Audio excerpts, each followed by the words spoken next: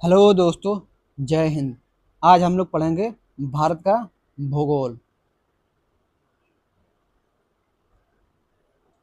भारत का भूगोल में हम पढ़ेंगे जलवायु, और जलवायु में मानसून पढ़ेंगे। टॉपिक मानसून पढ़ेंगे और ये घटना चक्र का है।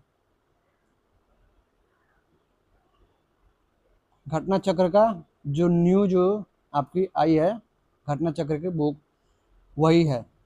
तो हम लोग आज जो है पढ़ रहे हैं, जलवायु पढ़ेंगे और जलवायु में मानसून पढ़ेंगे। और ये जो है आपका यूपीएससी, बीपीएससी, टीआरई का जो एग्ज़ाम होने वाला है, आने वाला है, टीआरई फॉर टीचर का, उसके लिए। और 72वीं बीपीएससी जो एग्ज़ाम पोस्टपोन हो चुका है, अब करीब करीब अक्टूबर या नवंबर में एग्ज़ाम होने की संभावना है। इसी समय में संभावना है अक्टूबर नवंबर में।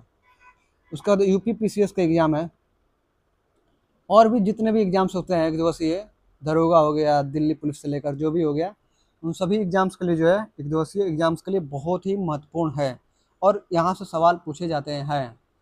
तो चलिए हम लोग शुरू करते हैं। तो ये उसके पहले मैं आपको एक बात बताना चाहता हूँ। बात ये है कि मैं आपको यहाँ पर हमेशा फ्री में पढ़ाऊँगा। फ्री में, फ्री मतलब फ्री में। मेरे पास अभी संसाधन नहीं है, फिर भी फ्री में पढ़ा रहा हूँ। मेरे पास संसाधन हो जाएंगे, उसके बावजूद भी मैं फ्री में पढ़ाऊँगा। और उसके बाद मैं क्रमबद्ध तरीके से पढ़ाऊँगा। जैसे कि एक कोचिंग का कोर्स खरीद कर लोग पढ़ते हैं क्रमबद्ध तरीके से, उस तरीके से मैं आपको क्रमबद्ध तरीके से पढ़ाऊँगा, एकदम क्रमबद्ध तरीके से। तो चैनल को लाइक, सब्सक्राइब और कमेंट और ज़रूर कीजिए, क्योंकि ये आपका चैनल है और आप लोग यहाँ पर फ्री में पढ़ेंगे हमेशा हमेशा के लिए। क्योंकि इसके पीछे कारण ये है कि मैं कोई टीचर नहीं हूँ, ना मैं कोई गुरु हूँ। मुझे गुरु बनने का शौक़ नहीं है। गुरु बनने का शौक़ नहीं है इसलिए क्योंकि गुरु बनने की जो प्रक्रिया होती है, अगर आप जान जाएंगे तो आप कहेंगे कि हाँ, इस समय गुरु कोई नहीं है। प्राचीन काल में गुरु ऐसे ही किसी को नहीं बना दिया जाता था, समझ गए। बहुत ज़्यादा जो है ना, सारे शास्त्रों का ज्ञान, अध्यात्म का ज्ञान, योग से लेकर आयुर्वेद, अस्त्र विद्या, सारे ज्ञान जो है उसे अर्जित करना पड़ता था। और भगवान कृष्ण जो है, भगवान कृष्ण 64 प्रकार के जो है ना विद्याओं का अध्ययन किए थे। 64 प्रकार के विद्या अर्जित किए थे भगवान कृष्ण। शिल्प वेद, गंधर्व वेद, आयुर्वेद, शिल्प, और उसके बाद से आपका उस समय के राजनीति, उसके बाद से आपका क्या होता है, क्या बोलते हैं, अरे लड़ाई वाला उसको बोलते हैं। तो इस तरह से मुझे अभी याद नहीं आ रहा है। तो इस तरह से 64 प्रकार की विद्याओं का अर्जन किए थे, यानी कि अर्जित किए थे, समझ गए। तो समझिए कि उस समय के गुरु कैसे होते थे। ईमानदारी, सच्चाई, अच्छाई, भरोसा, विश्वास, धर्म में आस्था, ठीक है, लोगों का कल्याण करने की भावनाएं।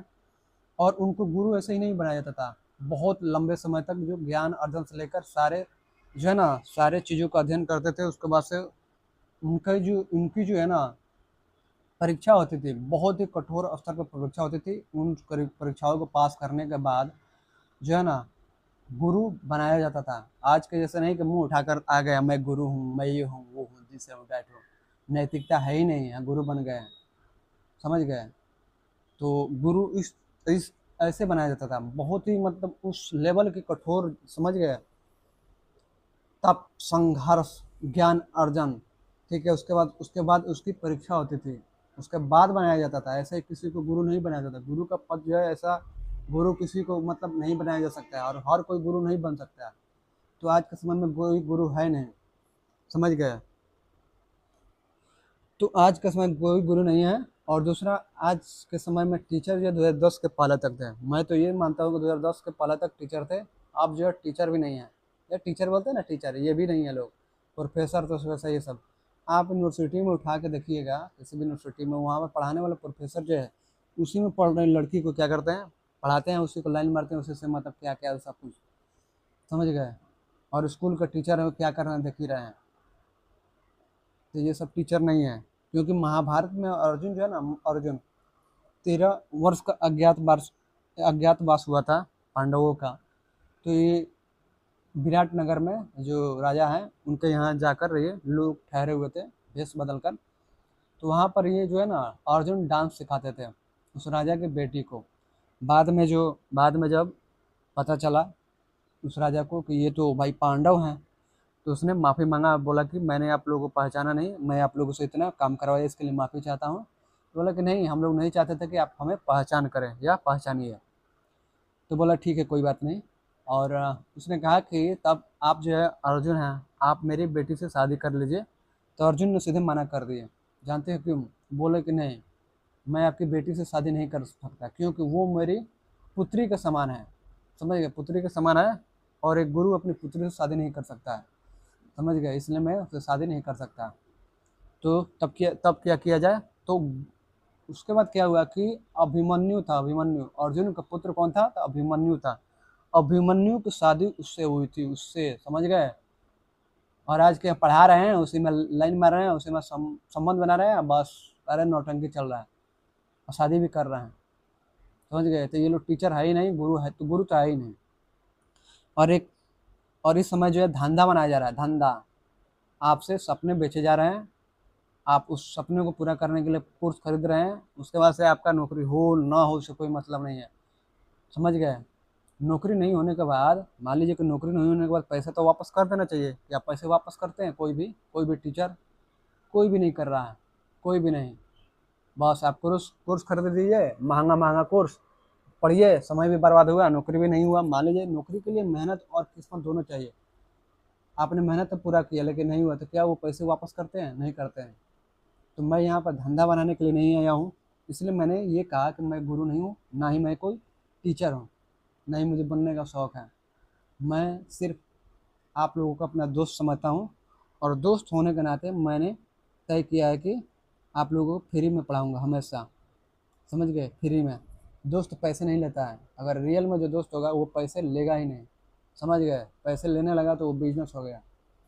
तो मैं आप लोगों को अपना दोस्त समझता हूँ, इसलिए मैं आप लोगों को फ्री में पढ़ाता हूँ। टीचर बनूंगा तो समझिए कि वही लाइन, उसका गुरु बनने की उतनी क्षमता है नहीं आज के समय में। तो इसलिए मैं दोस्त बनना मुझे पसंद है, इसलिए मैं आप लोगों को फ्री में पढ़ाता हूँ, फ्री में हमेशा पढ़ाऊँगा आजीवन, जब तक मेरी सांसें रहेगी।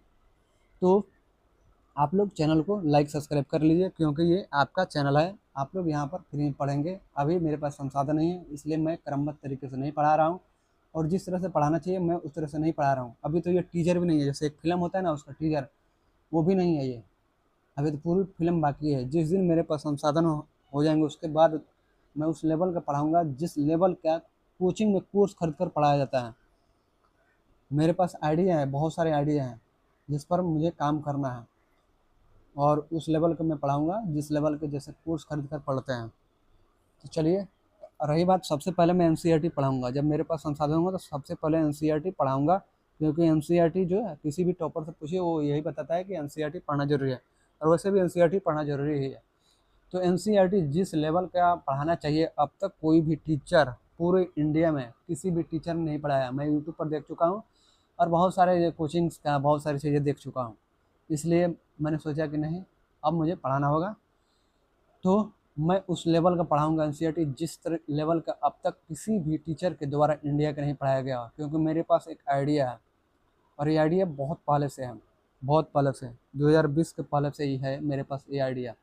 और मैं अभी देखता भी हूँ, जैसे कोई भी एनसीईआरटी पढ़ाता है ना, तो मैं देखता हूँ क्या पढ़ा रहा है, कैसे पढ़ा रहा है, ये सारी चीज़ें हैं। तो पहली बात, मैं आपसे क्षमा प्रार्थी हूँ, क्षमा प्रार्थना करता हूँ, यानी माफ़ी मांगता हूँ, इसलिए कि क्योंकि मेरी आदत जो है बहुत फास्ट बोलने की है, बहुत फास्ट। मैं दिल्ली में रह चुका हूँ, तो वहाँ से फास्ट बोलने की जो है ना आदत हो गई मेरी, बहुत फास्ट बोलने की।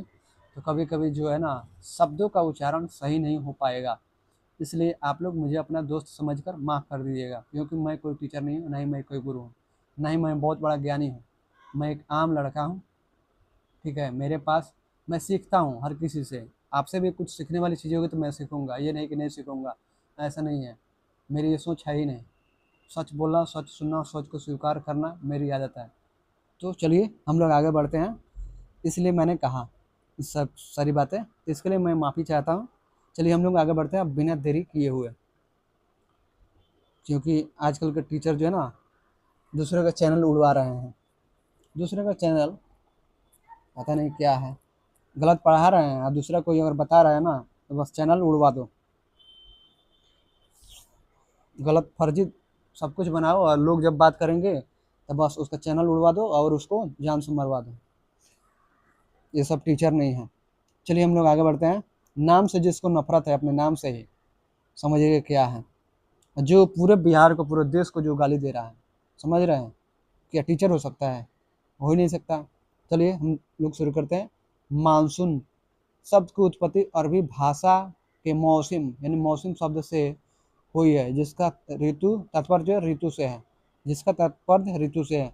यह मानसून से जुड़ी मौसमी प्रकृति को दर्शाता है। परंपरागत रूप से मानसून का संबंध मौसमी हवाओं में परिवर्तन से है, जिसके माध्यम से दक्षिण एवं दक्षिण पूर्व एशिया के देशों में वर्षा होती है। भारत में कुल वर्षा का अधिकांश लगभग 75% वार्षिक वर्षा दक्षिण पश्चिम यानी साउथ वेस्ट मानसून से प्राप्त होता है। IMD के भारत के वर्षा के आंकड़ों 2024 के अनुसार मानसून सीजन जून से सितंबर 2024 के दौरान पूरे देश में वर्षा इसकी लंबी अवधि की औसत LPA का 108% था। भारत में इसकी सक्रियता जून से सितंबर तक रहती किसकी तो मानसून की। दक्षिण पश्चिम मानसून का प्रारंभ भारत के केरल राज्य से शुरू होता है। यानी कि दक्षिण पश्चिम मानसून का प्रारंभ कहाँ से शुरू होता है तो भारत के केरल राज्य से। ये होगा भारत का, श्रीलंका हो गया और ये जो है ना ये केरला हो गया। तो यही दक्षिण पश्चिम मानसून यहीं से ऐसे भारत में प्रवेश करती है। ठीक है, यही बात कह रहा है। भारतीय कृषि का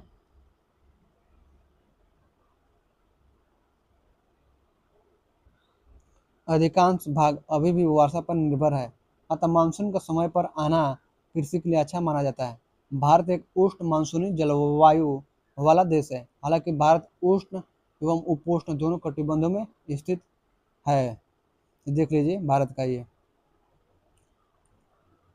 देखिए 1 जून को यहाँ पर केरला में और यहाँ जो है ना मानसून पहुँचती है 5 जून को यहाँ यहाँ 10 जून को ऐसे यहाँ तक, समझ गए? 15 जून को यहाँ, 1 जुलाई को यहाँ, ऐसे जो है मानसून का ये समय बताया जा रहा है। ये सब देखिए 5 जून को यहाँ, 1 जून को इस इलाके में। चलिए हम लोग आगे बढ़ते हैं। भारतीय मानसून की उत्पत्ति। मानसून की प्रारंभिक अवस्था।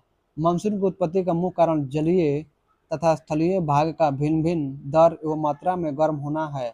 ग्रीष्म ऋतु में भारतीय उपमहाद्वीप के उत्तरी पश्चिमी भाग में तापमान बहुत ऊंचा हो जाता है, जिस कारण वहां पर निम्न वायुदाब क्षेत्र विकसित हो जाता है। इसके विपरीत हिंद महासागर अपेक्षाकृत ठंडा रहता है और वहाँ उच्च वायुदाब बना रहता है। इससे अंत उष्णकटिबंधीय अभिसरण क्षेत्र यानी इंटर ट्रॉपिकल कन्वर्जेंस जोन यानी ITCZ उत्तर की ओर स्थानांतरित हो जाता है। अंत उष्णकटिबंधीय अभिसरण क्षेत्र ITCZ विषुवत रेखा के निकट निम्न वायुदाब वाला क्षेत्र है, जहां उत्तरी तथा दक्षिण गोलार्धों से व्यापारिक पवनें आकर मिलती है। इस क्षेत्र में वायु ऊपर की ओर उड़ती है। इसके उत्तर की ओर खिसकने से दक्षिण पूर्वी व्यापारिक पवनें 40 डिग्री से 60 डिग्री पूर्वी देशांतर के बीच भूमध्य रेखा पार करती है और दिशा परिवर्तन के बाद ये दक्षिण पश्चिम मानसून के रूप में भारत में प्रवेश करती है। अंत उष्णकटिबंधीय अभिसरण क्षेत्र जो है ITCZ की स्थिति में परिवर्तन का संबंध हिमालय को उत्तर एवं दक्षिण भाग में पश्चिमी जेट प्रवाह यानी उपोष्ण पछुआ जेट स्ट्रीम द्वारा अपनी स्थिति से प्रत्यावर्तन यानी अल्ट्रेशन से भी है। पूर्वी जेट प्रवाह की उत्पत्ति जो है हिमालय तथा तिब्बत के उच्च स्थलों के ग्रीष्म तापन समर हीटिंग से होती है। इन उच्च स्थलों में हुए विकिरण से क्षोभमंडल में वायु का दक्षिणावर्ती यानी परिसंचरण क्लॉकवाइज सर्कुलेशन आरंभ हो जाता है और वायु राशि 2 दिशाओं में चलने लगती है। एशिया के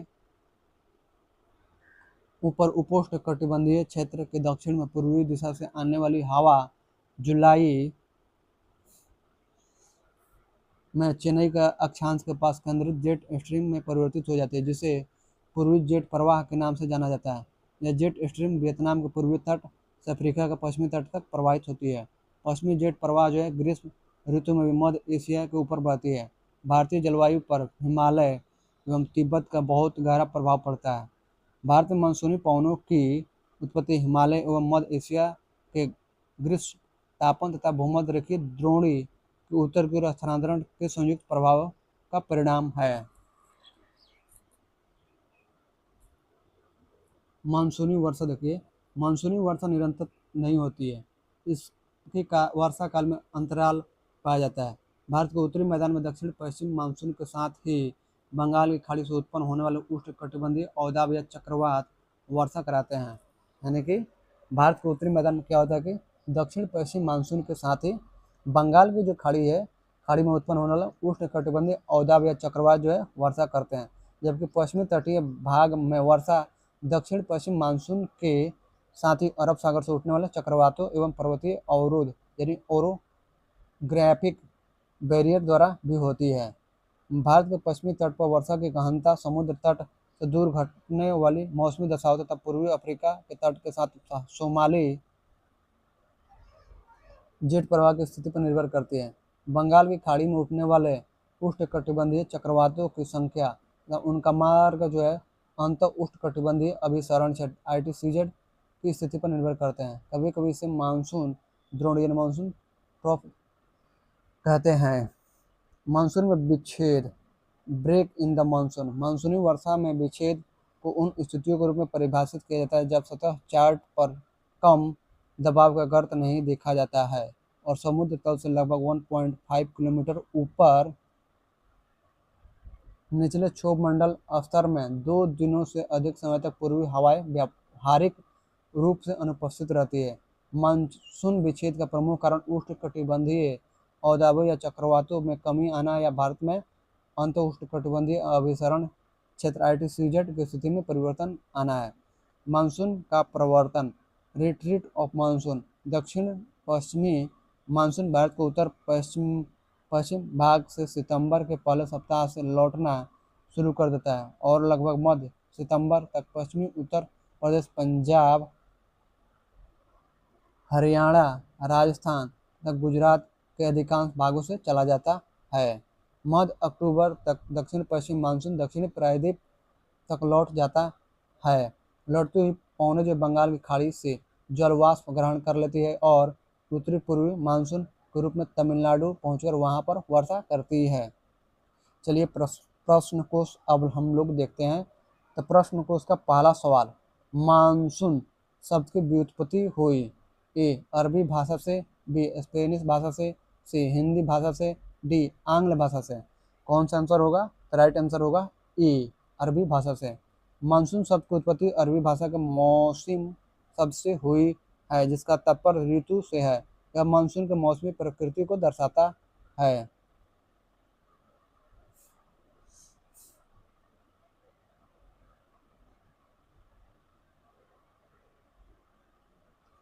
दो नंबर सवाल देखिए, निम्न कथनों पर विचार कीजिए। कथन ए, भारत मूलतः एक मानसूनी देश है। कारण आर, उच्च हिमालय से उसे जलवायु संबंधी विशिष्टता प्रदान करता है। उपर्युक्त के संदर्भ में निम्न में से कौन सा एक सही उत्तर है? तो कूट। तो राइट आंसर होगा आपका ए होगा। ए और आर दोनों सही है और आर ए का सही स्पष्टीकरण है, यानी ए सही है और आर भी सही है और आर जो है ए का स्पष्टीकरण है।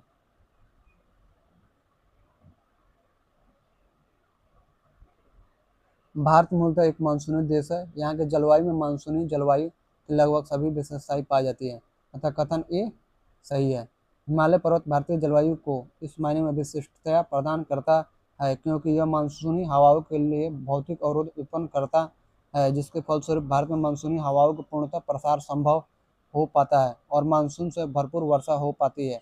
साथ ही यह मध्य एशिया से आने वाली शीत हवाओं को रोककर भारत की पूरी तरह रक्षा भी करता है। इस प्रकार यह दो भिन्न जलवायु वाले भागों को पृथक करता है। अतः कारण आर कथन ए की सही व्याख्या भी है।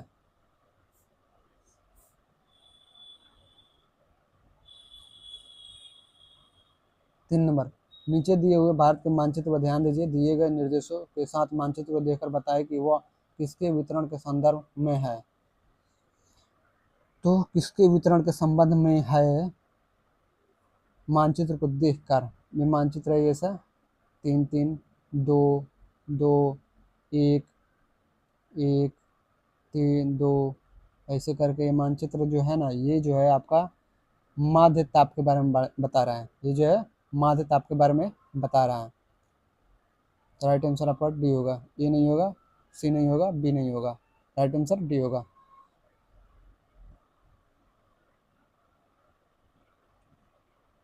उपर्युक्त मानचित्र को देखने से यह स्पष्ट हो रहा है कि उपर्युक्त रेखाएं समताप रेखाएं अर्थात मानचित्र माध्य ताप को दिखा रहा है।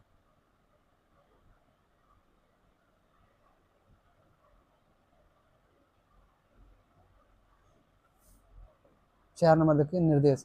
दिए गए प्रत्येक प्रश्न में अभिकथन या दावा ए एवं उससे संबंधित तर्क या कारण आर दिए गए हैं। आप अपने उत्तर के रूप में निम्नलिखित विकल्पों में से किसी एक को चुनें। अभिकथन दावा ए, भारत की जलवायु उष्णकटिबंधीय मानसून की तरह है। तर्क यानी कारण आर, भारत उष्णकटिबंधीय अक्षांशों के बीचों बीच अवस्थित है। तो आपका जो है आपका ए किधर है, ए कथन ए वाला सही है कि भारत की जलवायु उष्णकटिबंधीय जलवायु मानसून की तरह है, यानी जलवायु जो है मानसून की तरह है। जलवायु उष्णकटिबंधीय मानसून की तरह है, सही है, सही है। और आपका भारत उष्णकटिबंधीय अक्षांशों के बीचों बीच अवस्थित है, तो आपका जो है ये वाला गलत है, समझ गए, आर। इसलिए राइट आंसर बी होगा। ये सही है परंतु आर गलत है, तो राइट आंसर बी है। चलिए आगे बढ़ते हैं हम लोग। भारत एक उष्णकटिबंधीय मानसूनी जलवायु वाला देश है। भारत उष्णकटिबंधीय अक्षांश रेखाओं के अनुसार 23.5 डिग्री उत्तरी से 23.5 डिग्री दक्षिणी अक्षांश, जबकि वायुदाब पेटियों के अनुसार 30 डिग्री उत्तरी से 30 डिग्री दक्षिणी अक्षांशों के बीचों बीच अवस्थित नहीं है, बल्कि इसके मुख्य भूमि का विस्तार 8 डिग्री 4 मिनट से 37 डिग्री 6 मिनट उत्तरी अक्षांशों के मध्य है। अतः भारत का विस्तार उष्ण एवं उपोष्ण कटिबंध दोनों में स्थित है। 5 नंबर, भारत के किस राज्य में मानसून का आगमन सबसे पहले होता है। तो डी केरल में। दक्षिण पश्चिम मानसून का प्रारंभ भारत के केरल राज्य से शुरू होता है। भारतीय कृषि का अधिकांश भाग अभी भी वर्षा पर ही निर्भर है। 6 नंबर, भारत में ग्रीष्मकालीन मानसून के प्रवाह की सामान्य दिशा है। तो डी दक्षिण पूर्व पश्चिम से उत्तर पूर्व। भारत में ग्रीष्मकालीन मानसून के प्रवाह की सामान्य दिशा दक्षिण पश्चिम से उत्तर पूर्व की ओर होती है। शीतकाल में इसकी दिशा उत्तर पूर्व से दक्षिण पश्चिम की ओर होती है। भारत में अधिकांश वर्षा दक्षिण पश्चिम मानसून से ही प्राप्त होती है।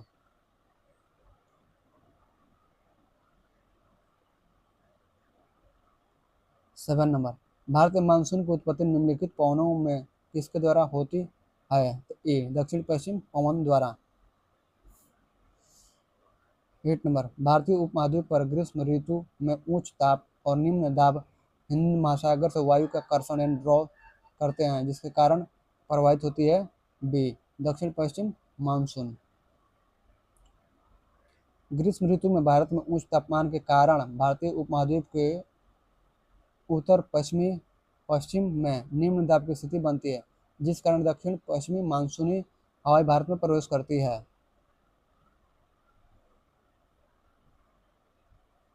9 नंबर, नीचे दिए हुए जलवायु आरेख पर ध्यान दीजिए। जलवायु आरेख इस पर ध्यान दीजिए। शीतोष्ण, तीक्ष्ण, वाहक, उमसे, ये देखिए ये सब जलवायु आरेख है, इस पर ध्यान दीजिए। आर्द्र, लंब, तापमान, सापेक्षिक नमी प्रतिशत में। तो आपका जो है ध्यान तो दे ही दे रहे हैं हम लोग। उपर्युक्त जलवायु आलेख किस क्षेत्र के प्रसंग में है। तो आपका ये जो है ना, आपका ये जो है जलवायु जो है भारत का उत्तर पश्चिमी क्षेत्र गलत है, भारत का दक्षिणी क्षेत्र गलत है, भारत का मध्य केंद्रीय क्षेत्र गलत है, भारत का उत्तर पूर्वी क्षेत्र की जलवायु के बारे में ये दे रहा है।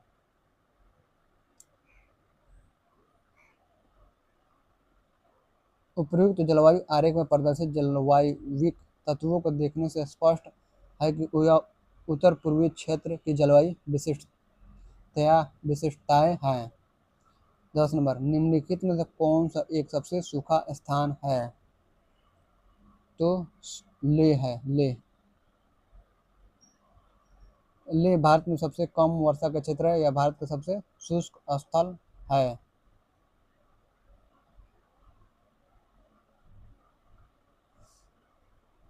भारत को उष्णकटिबंध और उपोष्णकटिबंध में विभाजन करने के आधार के रूप में मानी गई जनवरी की समताप रेखा है। तो आपका बी 18 डिग्री सेल्सियस। भारत को उष्णकटिबंध और उपोष्णकटिबंध में विभाजन करने के आधार के रूप में मानी गई जनवरी की समताप रेखा 18 डिग्री सेल्सियस है। IS प्री 1997 में सवाल पूछा गया है।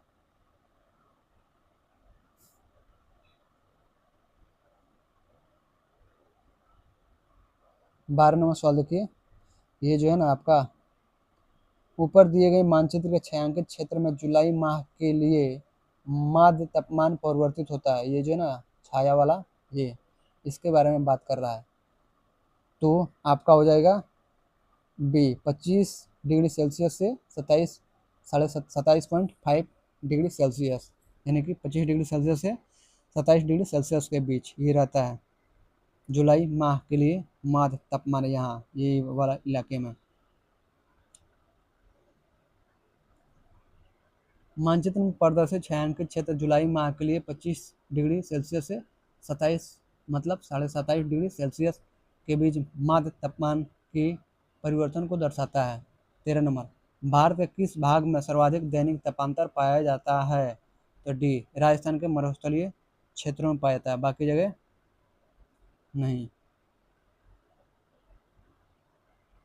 भारत में राजस्थान के मरुस्थलीय क्षेत्रों में सर्वाधिक दैनिक तापांतर पाया जाता है। यहाँ का तापमान असमान रूप से दिन की अपेक्षा रात में कम होता है। दैनिक तापांतर मरुस्थलीय जलवायु की विशेषताओं में से एक है। 14 नंबर, तमिलनाडु में मानसून के समान महीने कौन से हैं? पहला मार्च अप्रैल, बी जून जुलाई, अगला ऑप्शन देखिए क्या है, सी सितंबर अक्टूबर, डी नवंबर दिसंबर। तो राइट आंसर नवंबर दिसंबर है तमिलनाडु में। अक्टूबर से दिसंबर माह के मध्य दक्षिण भारत में उत्तर पूर्व मानसून का मौसम रहता है, जो मुख्य रूप से आंध्र प्रदेश, रायलसीमा, तमिलनाडु में सक्रिय रहता है। यही तमिलनाडु की मुख्य वर्षा वाली अवधि होती है। उल्लेखनीय है कि इसी मानसून के समय 26 दिसंबर 2004 को तमिलनाडु के तटीय क्षेत्रों में सुनामी आई थी। इस प्रकार सही उत्तर विकल्प डी होगा। 15 नंबर, भारतीय मानसून मौसमी विस्थापन से इंगित है, जिसका कारण है ए स्थल तथा समुद्र का विभेदित तापन। भारतीय मानसून मौसमी विस्थापन उत्क्रमण वाला है, जिसमें हवाओं की दिशा 6 माह तक जाड़े में उत्तर पूर्व से दक्षिण पश्चिम तथा शेष 6 मास तक ग्रीष्म में दक्षिण पश्चिम से उत्तर पूर्व रहती है। इन मानसूनी हवाओं की उत्पत्ति तापक्रम में भिन्नता के कारण होती है या अन्य किसी कारण से, इस पर पर्याप्त मतभेद है। इसके लिए दो संकल्पनाओं का प्रतिपादन किया गया है।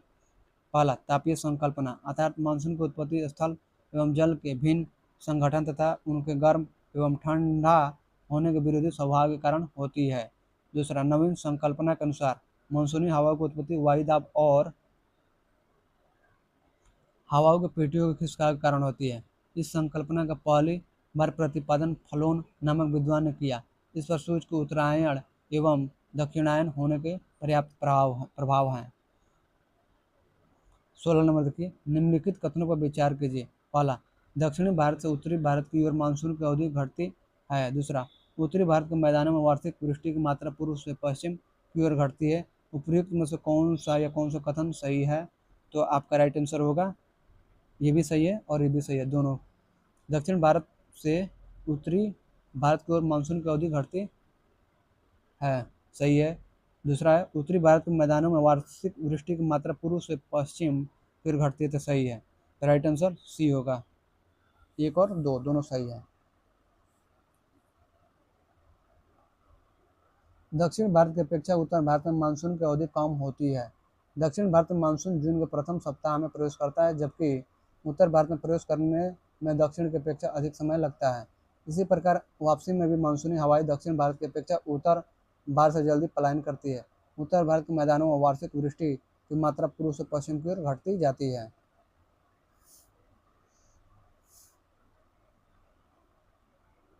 17 नंबर, भारतीय मानसून का पूर्वानुमान करते समय कभी कभी समाचारों में उल्लिखित इंडियन ओशन डाइपोल यानी आईओडी इंडियन ओशन डाइपोल यानी आईओडी कहा जाता है के संदर्भ में निम्नलिखित कथनों में से कौन सा या कौन से सही है?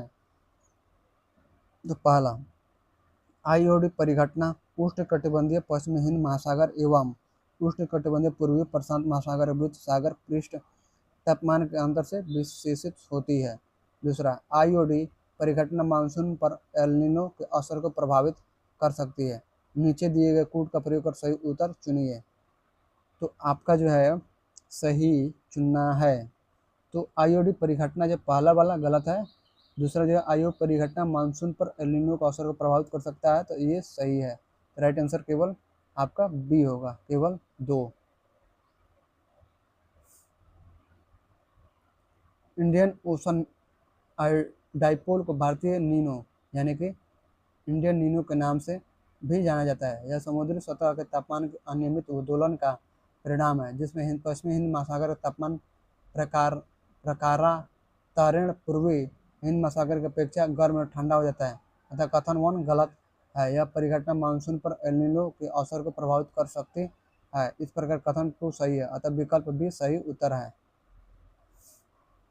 18 नंबर, निम्नलिखित में कौन सा कथन सही नहीं है? तो right answer C, El Nino घटना प्रतिवर्ष घटित होती है, ये सही नहीं है। एल नीनो पूर्वी एवं मध्य उष्णकटिबंधीय प्रशांत महासागर में पेरू के तट के निकट उष्ण समुद्री धारा के रूप में प्रकट होती है। एल नीनो का भारत के दक्षिण पश्चिमी मानसून पर समानता प्रतिकूल प्रभाव पड़ता है, जिससे सूखे जैसी स्थिति उत्पन्न हो जाती है। एल नीनो घटना सामान्यतः 2 से 7 वर्षों के अंतराल पर अनियमित रूप से घटित होती है। ला नीना का संबंध पश्चिमी उष्णकटिबंधीय प्रशांत महासागर के उष्मन से है। ला नीना के आविर्भाव के साथ पश्चिमी प्रशांत महासागर के उष्णकटिबंधीय भाग में तापमान में वृद्धि होने तथा वाष्पीकरण अधिक होने से इंडोनेशिया एवं ऑस्ट्रेलिया के समीपवर्ती भागों में समान से अधिक वर्षा होती है और भारत में दक्षिण पश्चिम मानसून समानतः अधिक सक्रिय हो जाता है। हालांकि मानसून की क्रियाविधि पर अन्य कारकों का भी प्रभाव पड़ता है। 19 नंबर सवाल देखिए, जेट प्रवाह के संबंध में क्या सही है? पहला, जेट प्रवाह तिब्बत के समानांतर हिमालय के उत्तर में एशिया महाद्वीप पर चलती है। दूसरा, तिब्बत उच्च भूमि जेट प्रवाह को उत्तर तथा दक्षिण शाखाओं में विभाजित करती है।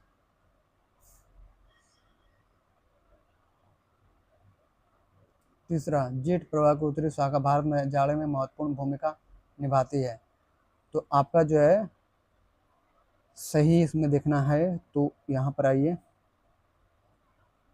सही, जेट प्रवाह के संबंध में क्या सही है? तो पहला सही है, जेट प्रवाह तिब्बत के समानांतर हिमालय के उत्तर में एशिया महाद्वीप पर चलती, सही है। दूसरा भी है, तिब्बत उच्च भूमि जेट प्रवाह को उत्तर तथा दक्षिण शाखाओं में विभाजित करती है, ये भी सही है। तो 1 और 2 सही है। 3 नंबर जो है यहाँ पर दिया गया है आपका, ये जेट प्रवाह उत्तरी शाखा भारत में जाड़े में महत्वपूर्ण भूमिका निभाती है, ये गलत है। राइट आंसर 1 और 2 सही है। उपोष्ण पछुआ जेट स्ट्रीम का एक प्रकार तिब्बत के पठार के समानांतर हिमालय के उत्तर में एशिया महाद्वीप पर चलती है। तिब्बत उच्च भूमि इन जेट प्रवाहों के मार्ग में अवरोधक का कार्य करती है, जिसके फलस्वरूप जेट प्रवाह 2 भागों में बढ़ जाता है। इसकी एक शाखा तिब्बत के पठार के उत्तर में बहती है और जेट प्रवाह की दक्षिण शाखा हिमालय के दक्षिण में दक्षिण पूर्व की ओर बहती है। इस दक्षिण शाखा की औसत स्थिति फरवरी में लगभग 25 डिग्री उत्तरी अक्षांश रेखा के ऊपर होती है, तो इसका दाब स्तर 200 से 300 मिलीबार होता है। जेट प्रवाह का यही दक्षिण शाखा भारत में जाड़े के मौसम में महत्वपूर्ण प्रभाव डालती है।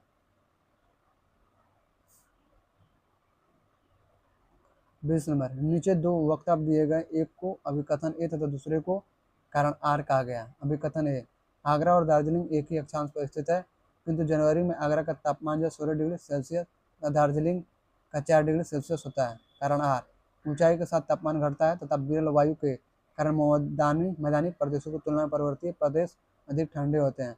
नीचे दिए गए कोड से सही उत्तर का चयन कीजिए। तो चयन करना है, ठीक है, चयन करना है।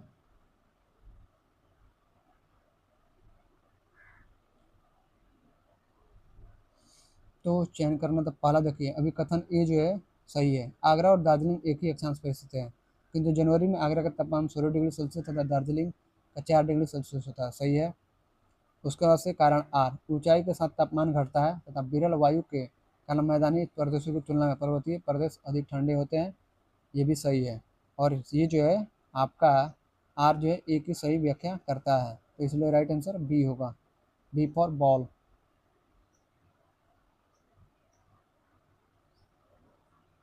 ऊंचाई के साथ तापमान में कमी आती है तथा विरल वायु के कारण मैदानी प्रदेशों की तुलना में पर्वतीय प्रदेश अधिक ठंडे होते हैं। आगरा और दार्जिलिंग एक ही अक्षांश पर स्थित हैं, किंतु जनवरी में आगरा का तापमान 16 डिग्री सेल्सियस तथा दार्जिलिंग का 4 डिग्री सेल्सियस होता है। अतः ए और आर दोनों सही है, तथा आर ए की सही व्याख्या है।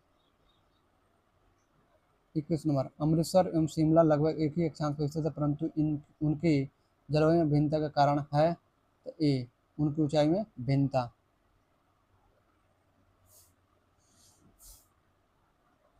अमृतसर जो है 31 डिग्री 29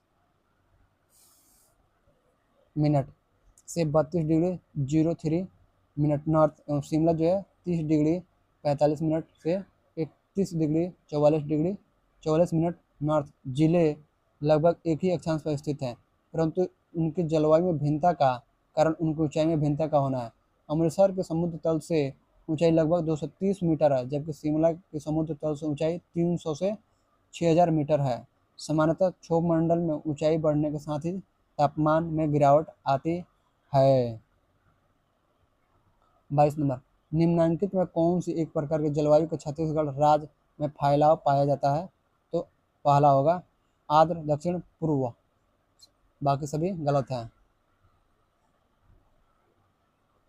भारत में विस्तृत विभिन्न जलवायु क्षेत्रों में आर्द्र दक्षिण पूर्व के अंतर्गत पश्चिम बंगाल, छोटा नागपुर, उड़ीसा पठार, दक्षिणी छत्तीसगढ़ और उत्तर पूर्वी आंध्र प्रदेश सम्मिलित है। उपाद्र संक्रमणीय के अंतर्गत मध्य गंगा मैदान, पूर्वी उत्तर प्रदेश और पश्चिमी बिहार का भाग आता है। उपाद्र तटीय के अंतर्गत कोरोमंडल तट का क्षेत्र आता है। उपाद्र महाद्वीपीय जलवायु क्षेत्र का विस्तार ऊपरी गंगा मैदान में है। 23 नंबर,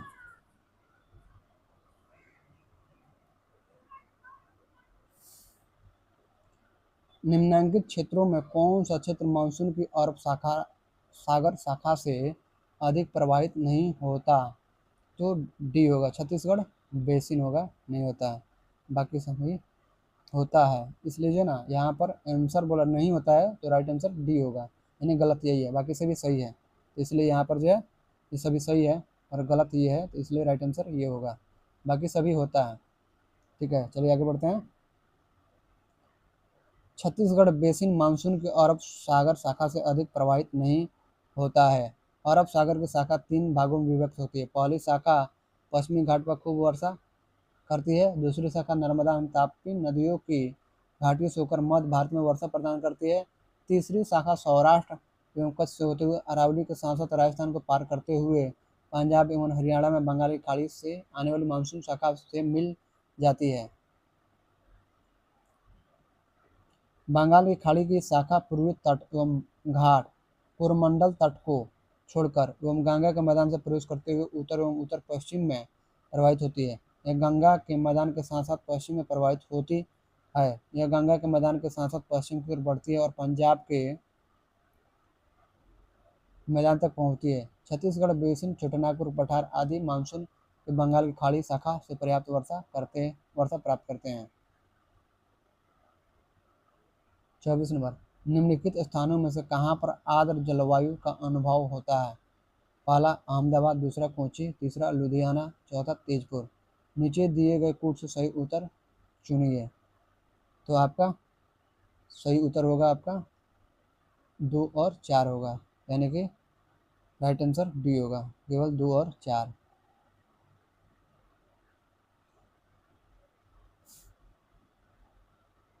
कोची और तेजपुर में अधिक आर्द्र जलवायु का अनुभव होता है, क्योंकि यहाँ वर्षा अधिक होती है। वर्ष 2024 में कोची में 2828.09 मिलीमीटर, एर्नाकुलम अहमदाबाद में 817.3 मिलीमीटर, लुधियाना में 417 मिलीमीटर तथा तेजपुर में 1356.92 मिलीमीटर। शोनितपुर वास्तविक वार्षिक वर्षा हुई थी। अतः स्पष्ट है कि कोची एवं तेजपुर में उन दोनों स्थानों की अपेक्षा अधिक वर्षा होती है। यहाँ वर्षा वर्ष के कई महीनों में होती है, अतः आर्द्र जलवायु का यहाँ अनुभव किया जा सकता है।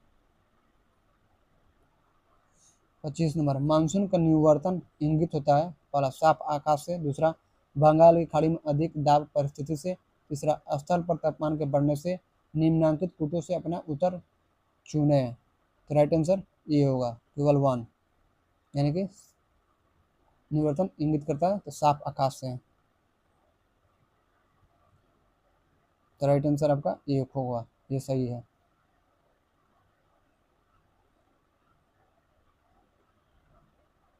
अक्टूबर नवंबर के दौरान दक्षिण की तरफ सूर्य के आभासी संचरण के कारण मानसून गर्त या निम्न दाब उत्तरी मैदान पर शिथिल हो जाता है और धीरे धीरे उच्च दाब इसका स्थान ले लेता है। नवंबर के प्रारंभ उत्तर पश्चिम भारत के ऊपर निम्न दाब वाली अवस्था बंगाल की खाड़ी पर स्थानांतरित हो जाती है। अक्टूबर के प्रारंभ में मानसूनी पवनें उत्तर के मैदान से हट जाती है। अक्टूबर नवंबर का महीना गर्म वर्षा ऋतु से शीत ऋतु में परिवर्तन का काल होता है। मानसून निवर्तन के ऋतु में आकाश स्वच्छ हो जाता है और तापमान बढ़ने लगता है और रातें ठंडी एवं सुहानी होती है। अभी भी पर्याप्त आर्द्रता जनित तापमान के कारण दिन का मौसम कष्टकारी जाता है जिसे आमतौर पर कार्तिक मास की उष्मा कहते हैं। अक्टूबर माह के उत्तरार्ध में तापमान में तेजी से गिरावट आने लगता है। यही गिरावट उत्तरी भारत में विशेष रूप से देखा जाता है। 26 नंबर सवाल देखिए। 26 नंबर, निम्नलिखित कथनों पर विचार कीजिए। पहला, पूरे वर्ष 30 डिग्री नॉर्थ से 60 डिग्री साउथ अक्षांशों के बीच बहने वाली हवाएं पछुआ हवा यानी वेस्टर्लीज कहलाती है। दूसरा, भारत के उत्तर पश्चिमी क्षेत्र में शीतकालीन वर्षा लाने वाली आर्द्र वायु संहतिया माइस्ट एयर मासेज पछुआ हवाओं के भाग हैं। उपयुक्त कथनों में से कौन सा सही है? तो आपका केवल 2 सही है, 1 गलत है। राइट आंसर होगा केवल बी सही है, यानी केवल 2। सामान्यतः 30 डिग्री से 60 डिग्री अक्षांशों के मध्य दोनों गोलार्धों में पछुआ पवनें चलती है। उपोष्ण वायुदाब कटिबंध से उपध्रुवीय निम्न वायुदाब कटिबंध की ओर चलने वाले पश्चिमी पवनों को पछुआ पवन कहते हैं। पछुआ पवनों का सर्वश्रेष्ठ विकास दक्षिणी गोलार्ध में 46 डिग्री से 65 डिग्री अक्षांश के मध्य होता है, जबकि भारत के उत्तर पश्चिम क्षेत्र में शीतकालीन वर्षा पश्चिमी विक्षोभ के कारण होती है। पश्चिमी विक्षोभ पछुआ पवनों के ही भाग है, जो उपोष्ण पछुआ जेट स्ट्रीम के सहारे यहाँ प्रवाहित होते हैं एवं वर्षा करते हैं।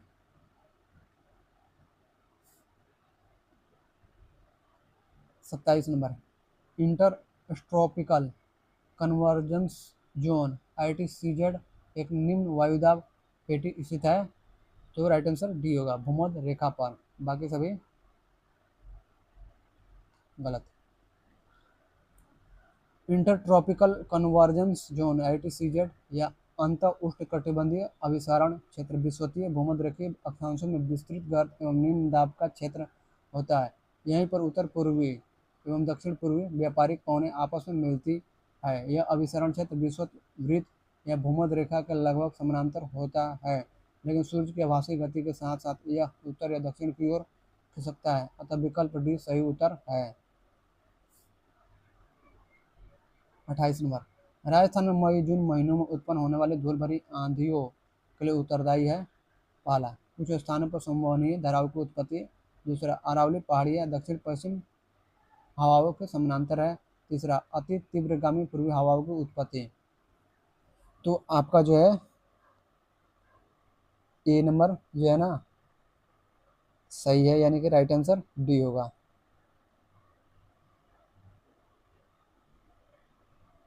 मई जून माह में पश्चिम की तरफ से गर्म हवाएं चलती हैं, जिन्हें लू कहते हैं। इस लू के कारण यहाँ निम्न वायुदाब का क्षेत्र बन जाता है। इस निम्न वायुदाब की पूर्ति हेतु उच्च वायुदाब वाले क्षेत्रों से तेजी से हवा उठकर आती है, जो अपने साथ धूल भरी आंधियाँ लाती है। अतः कुछ स्थानों पर संवहनीय धाराओं की उत्पत्ति राजस्थान में मई जून माह में उत्पन्न होने वाली धूल भरी आंधियों के लिए उत्तरदायी है। अरावली पर्वत श्रेणी दक्षिण पश्चिम मानसूनी हवाओं के चलने की दिशा के अनुरूप होने के कारण मार्ग में बाधक नहीं बन पाती है, अतः मानसून पवन सीधी निकल जाती है। 29 नंबर, राजस्थान में बहुत कम वर्षा होती है क्योंकि पहला ऑप्शन देखिए, मानसून इस क्षेत्र में पहुंचने में सफल रहता है। बी, यहाँ बहुत गर्मी होती है। सी, यहाँ जल उपलब्ध नहीं है और इस प्रकार हवाएं शुष्क रहती है। डी, हवाएं किसी प्रकार की बाधाओं को पार नहीं करती है जिसके कारण ठंडा होने के लिए आवश्यक ऊंचाई नहीं प्राप्त होती है। तो इसलिए राइट आंसर डी होगा। राजस्थान में बहुत कम वर्षा होती है क्योंकि हवाएं किसी प्रकार की बाधाओं को पार नहीं करती है जिसके कारण ठंडा होने के लिए आवश्यक ऊंचाई नहीं प्राप्त होती है। अरावली पर्वत श्रेणी दक्षिण पश्चिम मानसूनी हवाओं के चलने की दिशा के अनुरूप होने के कारण मार्ग में बाधक नहीं बन पाती, अतः मानसून पवन सीधी निकल जाती है।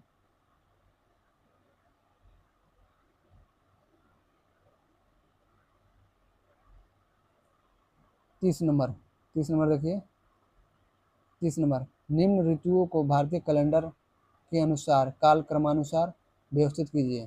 पहला शरद, दूसरा ग्रीष्म, तीसरा बसंत, चौथा वर्षा। नीचे दिए गए कूट का प्रयोग करके सही उत्तर का चयन कीजिए। तो आपका सही उत्तर का चयन करना है। तो पहला होगा बसंत हो जाएगा, उसका बाद होगा ग्रीष्म हो जाएगा, उसके बाद हो जाएगा वर्षा हो जाएगा, उसके बाद शरद हो जाएगा। यानी 3 2 4 1, 3 2 4 1 किसमें है? तो बी में है। 3 2 4 1 right answer 3 2 4 1 right answer B है। एनसीईआरटी के अनुसार भारतीय परंपरा के अनुसार वर्ष को द्विमासिक यानी 6 ऋतुओं में बांटा जाता है। ये इस प्रकार है। ऋतु भारतीय कैलेंडर के अनुसार महीने: बसंत चैत्र बैसाख, ग्रीष्म ज्येष्ठ ज्येष्ठ आषाढ़, वर्षा श्रावण भाद्र, शरद जो है आश्विन और कार्तिक में, हेमंत जो है मार्गशीर्ष और पौष, शिशिर जो है माघ और फाल्गुन में। 31 नंबर सवाल देखिए, निम्नलिखित कथनों में से कौन सा एक सही नहीं है? कौन सा एक सही नहीं है? तो देखिए, पहला, चेन्नई में वर्षा की विषमता मुंबई से अधिक है। बी, लौटता मानसून तमिलनाडु के तटीय क्षेत्रों में वर्षा लाता है। सी, पश्चिमी विक्षोभ भूमध्य सागर से उत्पन्न होते हैं। डी, मानसून अभियान यानी मोनेक्स संयुक्त राज्य अमेरिका यूएसए तथा भारत के संयुक्त तत्वाधान में आयोजित किया गया था। पूछ रहा कौन सा सही नहीं है? तो राइट आंसर डी सही नहीं है, बाकी सभी सही है। यानी गलत पूछ रहे तो गलत डी है, बाकी सब सही है। मानसून के कारणों एवं तंत्र को समझने के लिए भारत तथा यूएसएसआर वर्तमान में रूस का संयुक्त मानसून अभियान मानसून एक्सपीडिशन मोनेक्स 1973 वर्ष 1973 में संचालित किया गया। ज्ञातव्य है कि वर्ष 1967 में वर्ल्ड मेट्रोलॉजिकल ऑर्गेनाइजेशन WMO और International Council of Scientific Unions ICSU द्वारा ये Global Atmospheric Research Programme GARP का आयोजन किया गया था। इस कार्यक्रम के तहत वैश्विक मौसम प्रयोग यानी ग्लोबल वेदर एक्सपेरिमेंट 1 दिसंबर 1978 को शुरू हुआ। इस वैश्विक मौसम प्रयोग का एक उप कार्यक्रम मानसून एक्सपेरिमेंट मोनेक्स 1979 था, जिसमें भागीदारी हेतु भारत एवं संयुक्त राज्य अमेरिका यूएसए ने कुछ कार्यक्रमों से संबंधित वैज्ञानिक योजनाओं में एक दूसरे को सहयोग हेतु समझौता किया। प्रश्न, मानसून अभियान मानसून एक्सपीडिशन मोनेक्स के बारे में पूछा गया है। मानसून एक्सपेरिमेंट यानी मानसून एक्सपेरिमेंट मोनेक्स के बारे में नहीं, अतः विकल्प डी सही नहीं है।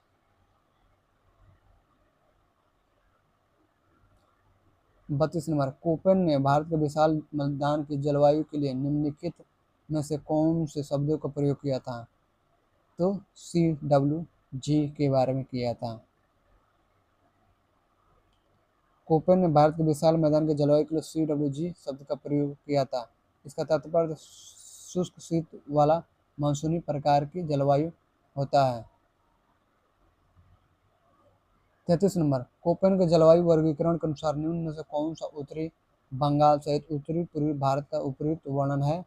तो डी, शुष्क सर्दी सहित आर्द्र उपोष्ण जलवायु, CWG।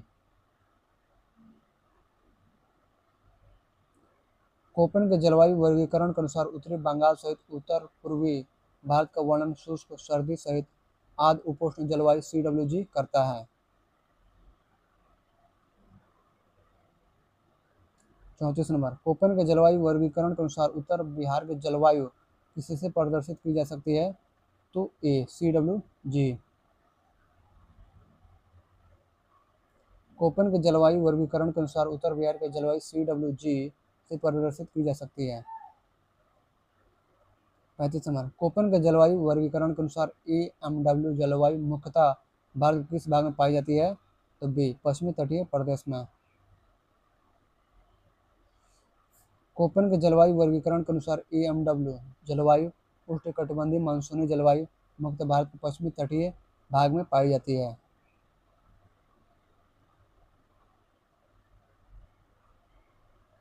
अब हम लोग पढ़ेंगे वर्षा। वर्षा के बारे में पढ़ेंगे, तो चलिए देखते हैं वर्षा के बारे में, नोट्स देखते हैं। भारत में समान रूप से जून से सितंबर तक वर्षा ऋतु होती है, जब संपूर्ण देश पर दक्षिणी पश्चिमी मानसून प्रभावी होता है। इस समय उत्तर पश्चिमी भारत में ग्रीष्म ऋतु में बना निम्न वायुदाब का क्षेत्र अधिक तीव्र एवं व्यवस्थित होता है। इस निम्न वायुदाब के कारण दक्षिण पूर्वी व्यापारिक हवाएं जो कि दक्षिण गोलार्ध में मकर रेखा की ओर भूमध्य रेखा को पार करती है, भारत की ओर आकृष्ट होती है, तब भारतीय प्रायद्वीप से लेकर बंगाल की खाड़ी एवं अरब सागर तक प्रसारित हो जाती है। समुद्री भागों से आने के कारण आर्द्रता से परिपूर्ण ये पवनें अचानक भारतीय परिसंचरण से घिर कर दो शाखाओं में विभाजित हो जाती है तथा प्रायद्वीपीय भारत की ओर तेजी से आगे बढ़ती है। भारत में औसत वार्षिक वर्षा देखिए, पूरा जो है वार्षिक सबसे ज़्यादा बारिश देखिए, जहाँ जहाँ सबसे ज़्यादा ब्लैक हो वहाँ पर बहुत ज़्यादा होती है।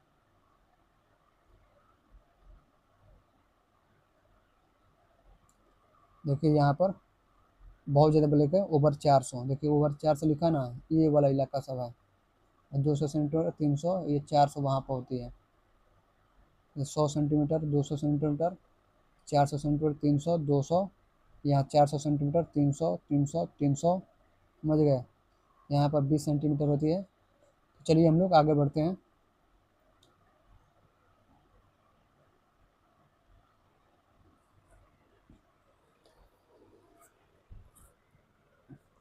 दक्षिण पश्चिमी मानसून पवनें जब स्थलीय भागों में प्रवेश करती है तो प्रचंड गर्जन एवं तड़ित झंझावात के साथ तीव्रता से घनघोर वर्षा करती है।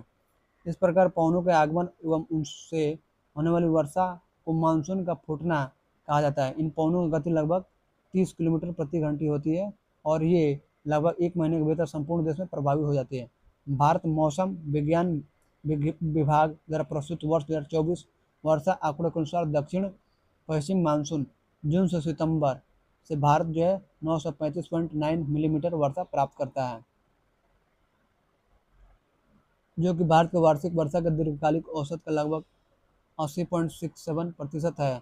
वहीं भारत में वास्तविक वार्षिक वर्षण जो है 12 से 6.6 मिलीमीटर हुई है। भारत में वार्षिक वर्षण का दीर्घकालीन औसत जो है LPA 1971 से 2020 11 से 60.1 मिलीमीटर होती है। वर्षा ऋतु में देश के अधिकांश भाग में हवाओं के समान प्रवाह दिशा दक्षिण पश्चिम से उत्तर पूर्व की ओर होती है, परंतु हिमालय की उपस्थिति के कारण ये उत्तर पूर्व और गंगा के मैदान में दक्षिण पूर्व और पूर्व से उत्तर एवं उत्तर पश्चिम प्रवाहित होती है। भारत में सितंबर महीने से मानसून का प्रत्यावर्तन शुरू हो जाता है, जिसका कारण सूर्य का दक्षिणायन होने के कारण अंत उष्णकटिबंधीय अभिसरण क्षेत्र इंटरट्रॉपिकल कन्वर्जेंस जोन ITCZ दक्षिण की ओर खिसकना है। इस क्रम में उत्तर पूर्वी मानसूनी हवाएं बंगाल की खाड़ी से आर्द्रता ग्रहण कर तटीय तमिलनाडु विशेषतः चेन्नई में वर्षा करती है। वर्ष 2024 में मानसून बाद यानी पोस्ट मानसून अक्टूबर से दिसंबर तमिलनाडु के कुल वार्षिक वर्षा का 50.8 22 यानी कि 50.22% प्राप्त हुआ। अतः स्पष्ट है कि उत्तर पूर्वी मानसून से तमिलनाडु कुल वार्षिक वर्षा का लगभग 40 से 50% प्राप्त होता है। भारत में सर्वाधिक वर्षा प्राप्त करने वाले क्षेत्र पश्चिमी घाट, पूर्वी हिमालय तथा मेघालय है। इन क्षेत्रों में 250 सेंटीमीटर अधिक वर्षा होती है। दक्षिण पश्चिम मानसून से इन क्षेत्रों में सर्वाधिक वर्षा होती है। मासिनराम मेघालय भारत में ही नहीं अपितु विश्व का सबसे अधिक वर्षा वाला स्थान है। भारत मौसम विज्ञान विभाग के अनुसार 19 जुलाई 2016 को मासिनराम में एक दिन में सर्वाधिक 549.2 मिलीमीटर वर्षा दर्ज की गई थी। भारत में सबसे कम वर्षा वाला स्थान जो है लेह लद्दाख 31 अक्टूबर 2019 से केंद्र शासित प्रदेश है, जहाँ मात्र जो है 6.38 सेंटीमीटर वर्षा होती है। भारत मौसम विज्ञान विभाग द्वारा जारी भारत के वर्षा आंकड़े 2024 के अनुसार भारत में सर्वाधिक वार्षिक वर्षण मेघालय के पूर्वी खासी हिल्स जिले यानी 7120.68 मिलीमीटर में, जबकि सबसे कम वर्षण लद्दाख के लेह लद्दाख जिला 56.97 यानी 56.97 मिलीमीटर में दर्ज किया गया। आम्र वर्षा कर्नाटक एवं केरल में होने वाली मानसून पूर्व वर्षा फुहारा जो आम की फसल के लिए अधिक लाभकारी होती है। इस वर्षा से आम के बौरे पेड़ से टूटकर गिरती नहीं है, अतः आम की फसल अच्छी होती है। वर्ष 2024 में भारत की वार्षिक राष्ट्रीय वर्षा 12 से 6.6 मिलीमीटर है। प्रश्न कोश अब देखते हैं हम लोग। प्रश्न कोश का पहला सवाल, भारत की सर्वाधिक वर्षा मुख्यतः प्राप्त होती है तो सी दक्षिण पश्चिम मानसून से। भारत मौसम विज्ञान विभाग द्वारा प्रस्तुत वर्ष 2024 के आंकड़ों के अनुसार दक्षिण पश्चिम मानसून से भारत की कुल वर्षा का अधिकांश हिस्सा प्राप्त होता है। वर्ष 2024 में भारत की वास्तविक औसत वार्षिक वर्षण 12 से 6.6 मिलीमीटर हुआ तथा दक्षिण पश्चिम मानसून से 935.9 मिलीमीटर वार्षिक वर्षा हुई है, जो कि वर्ष 2024 के वास्तविक औसत वार्षिक वर्षण का 77.57 यानी 77.57% है।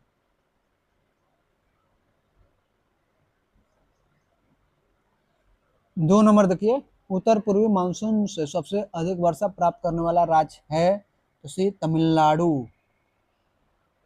उत्तर पूर्वी मानसून से सबसे अधिक वर्षा प्राप्त करने वाला राज्य है तमिलनाडु।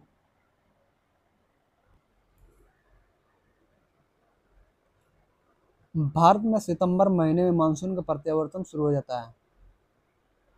ऐसा सूर्य के दक्षिणायन होने के कारण ITCZ inter tropical convergence zone के दक्षिण की ओर खिसकने के कारण होता है।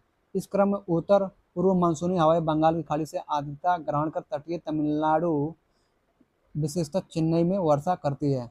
उत्तर पूर्वी मानसून पोस्ट मानसून अक्टूबर से दिसंबर से तमिलनाडु की कुल वार्षिक वर्षा का लगभग 40 से 50% वर्ष 2024 में 50.22 यानी 22% प्राप्त होता है। 3 बार निम्नलिखित राज्यों में से किसमें अधिकतम औसत वार्षिक वर्षा होती है तो बी सिक्किम में। प्रश्न काल एवं वर्तमान में भी इस प्रश्न का उत्तर सिक्किम है। वर्ष 2024 के आंकड़ों के अनुसार प्रश्नगत राज्यों का वर्षा विवरण इंडिया मेट्रोलॉजिकल डिपार्टमेंट के आंकड़ों पर आधारित इस प्रकार है। राज्य केंद्र शासित प्रदेश औसत वार्षिक वर्षा मिलीमीटर में, अरुणाचल प्रदेश जो है 21.92.8 यानी 2192.8, सिक्किम में 2799.2, केरल में 2795.4 और आपका जम्मू और कश्मीर में 873.1। उल्लेखनीय है कि वर्ष 2024 में देश में संपूर्ण राज्य केंद्र शासित प्रदेश में सर्वाधिक औसत वार्षिक वर्षा गोवा जो है 4906.6 मिलीमीटर में हुई। 4 नंबर, नीचे स्थानों के जो युग्म दिए गए हैं उनमें एक ऐसा युग्म कौन सा है जिसके दोनों नगर लगभग एक ही अक्षांश पर अवस्थित है फिर भी उनके वार्षिक वर्षा की कुल मात्रा का अंतर सर्वाधिक सुस्पष्ट है। सी अजमेर और शिलांग। राइट आंसर सी होगा। उपयुक्त दिए गए युग्म में अजमेर 26 डिग्री 27 मिनट उत्तर और शिलांग लगभग एक ही अक्षांश पर अवस्थित है, किंतु भारत में वर्षा के आंकड़े 2024 के अनुसार अजमेर की वार्षिक वर्षा 850.57 मिलीमीटर है, जबकि शिलांग जो पूर्वी खासी पहाड़ी जिले में है में 7120.68 मिलीमीटर वार्षिक वर्षा होती है। 5 नंबर, एक मौसम विज्ञान केंद्र का औसत वार्षिक तापमान 26 डिग्री सेल्सियस है। इसकी औसत वार्षिक वर्षा 63 सेंटीमीटर है और इसके तापमान का वार्षिक परिसर 9 डिग्री सेल्सियस है। संदर्भित केंद्र है बी, चेन्नई में। भारत मौसम विज्ञान विभाग द्वारा प्रदत्त आंकड़ों के अनुसार चेन्नई का औसत तापमान जाड़ों में 24 डिग्री सेल्सियस तथा गर्मियों में 30 डिग्री सेल्सियस तक रहता है तथा यहाँ वार्षिक वर्षा औसतन लगभग 60 से 70 सेंटीमीटर के मध्य रहती है। वर्ष 2024 में चेन्नई में वार्षिक वर्षा 180.5257 सेंटीमीटर हुआ। चेन्नई में औसत वार्षिक वर्षा लगभग 140 सेंटीमीटर होती है। इस आधार पर कोई उत्तर सही नहीं होगा। यहाँ वर्ष भर तापमान का औसत लगभग 26 डिग्री सेल्सियस रहता है। प्रतिदिन न्यूनतम एवं अधिकतम तापमान का वार्षिक परिसर 8 से 9 डिग्री सेल्सियस के मध्य रहता है।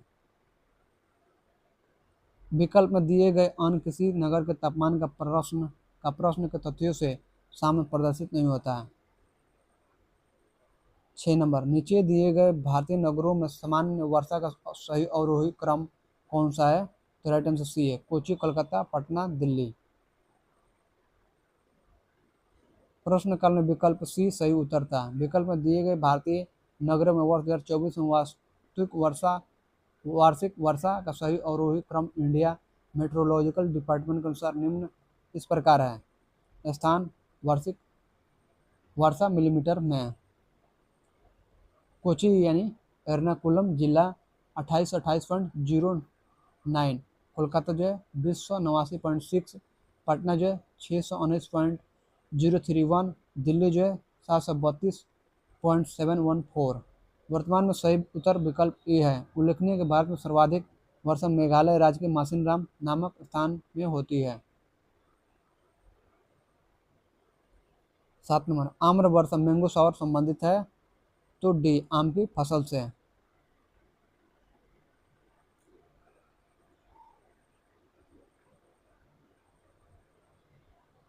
आम्र वर्षा कर्नाटक, केरल और तमिलनाडु में होने वाली मानसून पूर्व वर्षा फुहार है जो आम की फसल के लिए अत्यधिक लाभकारी होती है। इस वर्षा से आम की बौरें पेड़ से टूटकर गिरती नहीं है अतः आम की फसल अच्छी होती है।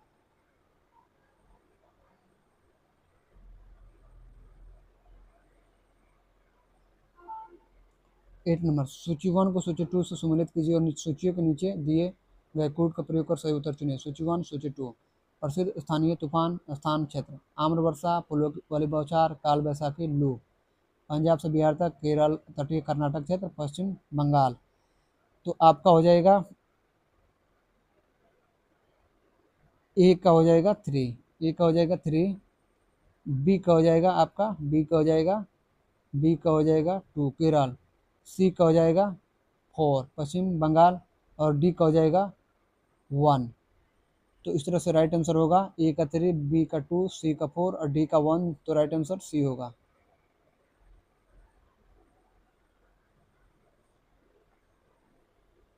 सही सम्मेलन है प्रसिद्ध स्थानीय तूफान स्थान या क्षेत्र: आम्र वर्षा तटीय कर्नाटक क्षेत्र, फूलों वाली बौछार केरल में, काल बैसाखी पश्चिम बंगाल में, लू जो है पंजाब से बिहार तक।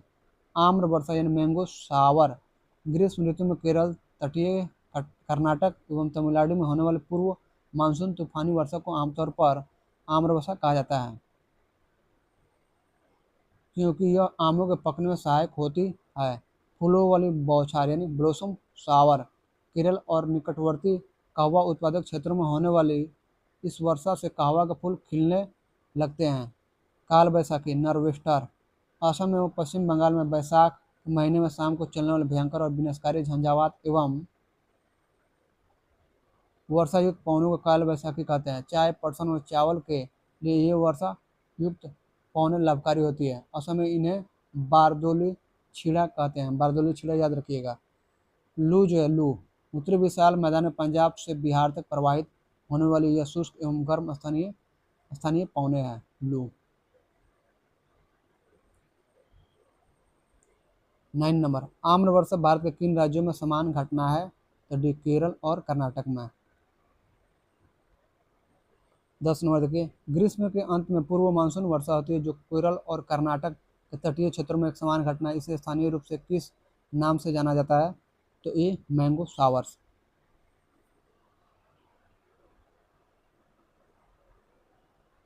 केरल कर्नाटक के तटीय क्षेत्रों और तमिलनाडु में मानसून पूर्व वर्षा होती है जिसे मैंगो शावर्स या आम्र वर्षा कहते हैं।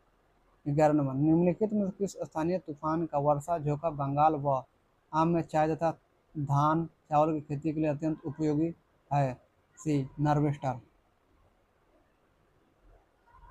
स्थानीय तूफान और मुख्य क्षेत्र, नॉर्वेस्टर काल बैसाखी, पश्चिम बंगाल, असम और पूर्वोत्तर भारत। ब्लॉसम शावर है केरल कर्नाटक दक्षिण भारत। मैंगो शावर केरल तटीय कर्नाटक और तमिलनाडु। काराबुरान जो है गर्म धूल भरी भरी मध्य एशिया के स्थानीय पवन। नार्वेस्टर के ये झोंके असम के चाय बागानों और पश्चिम बंगाल असम के धान खेतों को नमी की पहली खुराक देकर फसल चक्र का आधार बनाते हैं। इस प्रकार विकल्प सी नार्वेस्टर ही परीक्षित युग्म के अनुरूप है। 12 नंबर, निम्नलिखित में से कौन सी स्थानीय पवन पूर्व मानसून ऋतु के दौरान केरल और तमिलनाडु के कुछ भागों को प्रभावित करती है? तो बी हो जाएगा, आम्र बौछार हो जाएगा।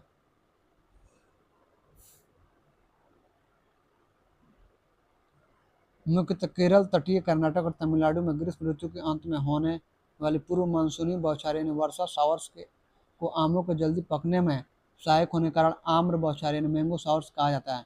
13, भारत में सबसे कम वर्षा वाला स्थान है? तो आपका लेह है। भारत के उपर्युक्त नगरों की वार्षिक वर्षा इस प्रकार है। लेह जो है 56.97 मिलीमीटर, देश भर में सबसे कम। बीकानेर जो है 457.61 मिलीमीटर। जैसलमेर जो है 451.89 मिलीमीटर। राजस्थान राज्य में सबसे कम।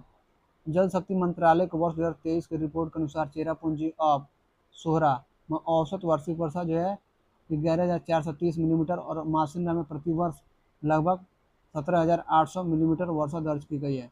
मासिनराम विश्व का सर्वाधिक वार्षिक वर्षा प्राप्त करने वाला स्थान है। मासिनराम से पहले चेरापूंजी ऑफ सोहरा विश्व में सबसे अधिक वर्षा वाला स्थान था। अतः स्पष्ट है कि लेह भारत का सबसे कम वर्षा वाला स्थान है। 31 अक्टूबर 2019 लेह केंद्र शासित प्रदेश लद्दाख में है। लेह जैसलमेर एवं बीकानेर के आंकड़े वर्ष 2024 के अनुसार है। 14 नंबर सवाल देखिए, निम्नलिखित में किस स्थान पर सबसे कम वार्षिक वर्षा होती है?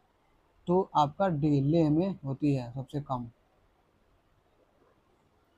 15 नंबर, चेरापूंजी अवस्थित है। चेरापूंजी तो आपका सी मेघालय राज्य में अवस्थित है। यहाँ पर सबसे चेरापूंजी अब सोहरा भारत के पूर्वोत्तर राज्य मेघालय में स्थित है। मासिनराम से पहले विश्व में सर्वाधिक वर्षा वाला स्थान चेरापूंजी ही था।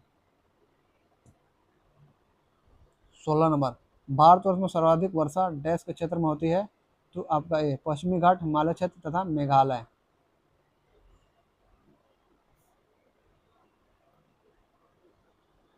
भारत में सर्वाधिक वर्षा प्राप्त करने वाले क्षेत्र पश्चिमी घाट, पूर्वी हिमालय तथा मेघालय है। इन क्षेत्रों में 250 सेंटीमीटर से अधिक वार्षिक वर्षा होती है। दक्षिण पश्चिमी मानसून से इन क्षेत्रों में सर्वाधिक वर्षा होती है।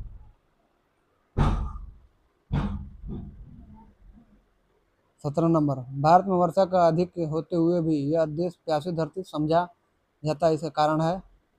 तो डी उपर्युक्त सभी है। पहला, वर्षा के पानी का तेजी से बह जाना। बी जो है वर्षा के पानी का शीघ्रता से भाप बनकर उड़ जाना। सी जो है वर्षा कुछ थोड़े ही महीनों में जोर होना।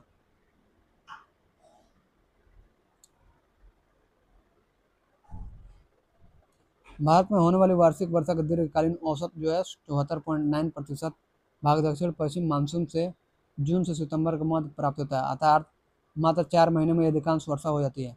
साथ ही दक्षिण पश्चिम मानसून से होने वाली वर्षा का जल या तेजी से बह जाता है या भाप बनकर उड़ जाता है। इस प्रकार शेष 8 महीनों में भारत को वर्षा की कमी का सामना करना पड़ता है, जबकि भारत की वार्षिक वर्षा दीर्घकालिक औसत 1160.1 मिलीमीटर है। इन्हीं कारणों से कभी कभी यह समझा जाता है कि भारत में वर्षा का अधिक होते हुए भी धरती प्यासी है। 18 नंबर, निम्नलिखित में से कौन सी जल प्रबंधन युक्त भारत में लागत का अधिकतम लाभ देने वाली है? तो सी वर्षा के जल का संचयन।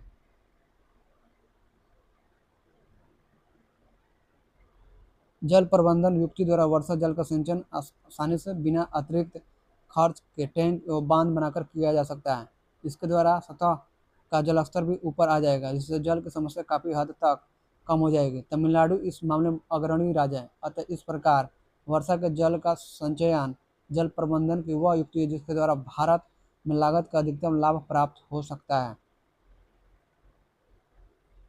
19 नंबर, निम्न में से भारत के किन क्षेत्रों में औसत 2 से 200 मिलीमीटर वर्षा होती है? तो बी, जम्मू और कश्मीर।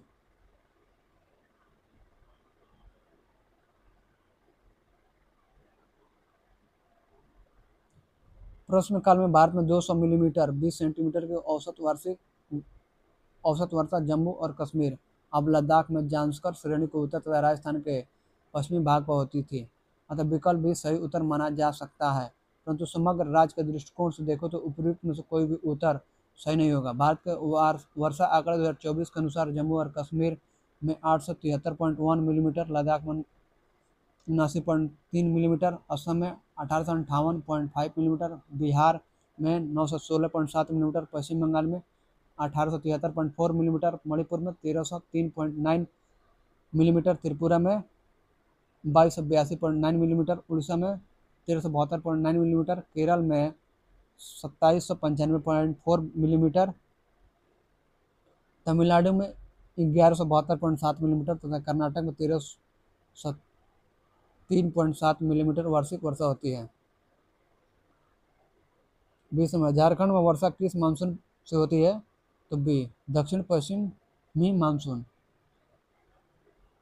झारखंड में वर्षा दक्षिण पश्चिम मानसून से होती है। यहाँ अधिकांश वर्षा जून से सितंबर माह में होती है।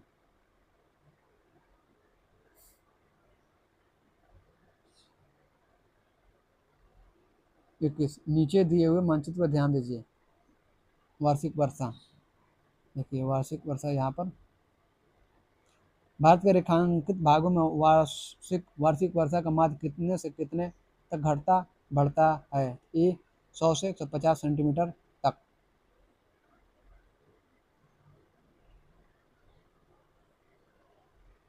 भारत के औसत वार्षिक वर्षा मानचित्र को देखने से यह स्पष्ट हो रहा है कि उपयुक्त मानचित्र में रेखांकित भाग 100 से 200 सेंटीमीटर माध्य वार्षिक वर्षा प्रदर्शित करता है। अतः निकटतम विकल्प ए सही होगा।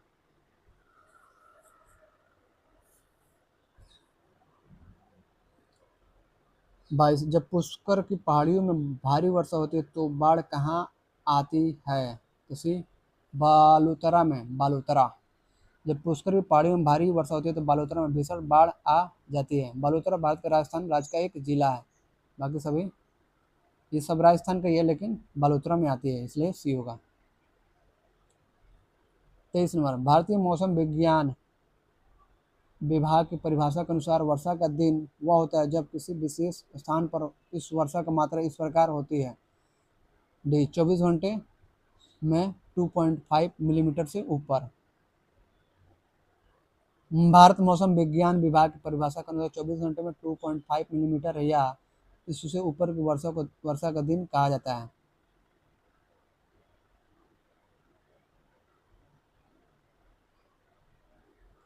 24 नंबर, नीचे दो वक्तव्य दिए गए जिनमें से एक को कथन ए और दूसरे को कारण आर कहा गया है। कथन ए, गंगा के मैदान में यदि कोई पश्चिम और उत्तर पश्चिम को चले तो मानसूनी वर्षा घटती हुई मिलेगी।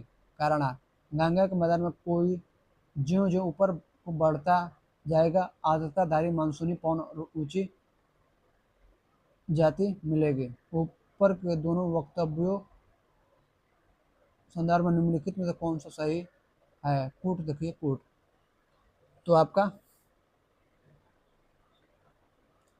ए सही है और आर भी सही है, और दूसरा आर जो ए की सही व्याख्या करता है, तो इसलिए राइट आंसर ए होगा। ए और आर दोनों सही है और ए की सही व्याख्या आर करता है। चलिए आगे बढ़ते हैं।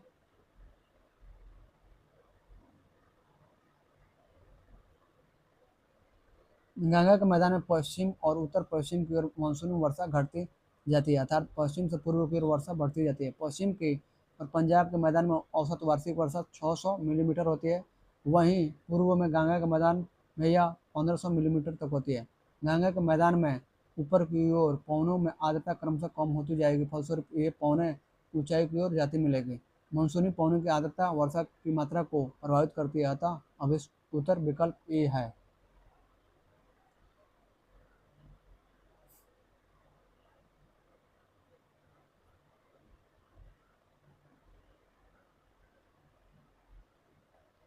25 नंबर, नीचे दिए गए भारत के मानचित्र पर विचार कीजिए।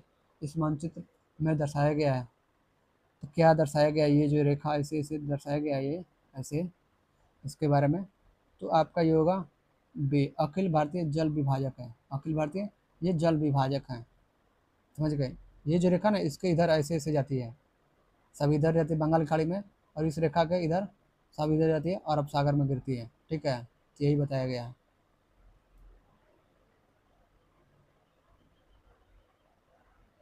उपयुक्त मानचित्र में अखिल भारतीय जल विभाजक को दर्शाया गया है।